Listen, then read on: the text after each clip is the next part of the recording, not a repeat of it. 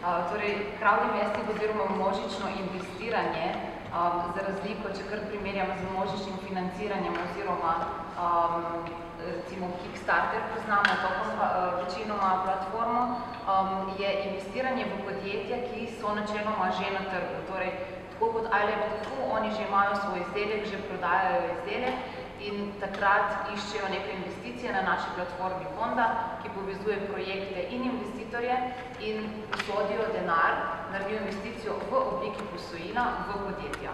Torej, podjetja načeloma na naši platformi iščejo investicijo za širitev na tuje trge ali pa za marketing, za dejansko povečanje prodaje, ne pa kot recimo na Kickstarterju za to, da šele začnejo razvijati izdelek oziroma da pridejo nekako iz prototipa do izdelka. Investira lahko vsak od 100 evrov naprej. Tukaj se je videlo, da nekaj takih investitorjev je bilo tudi pri iLab2Fuju.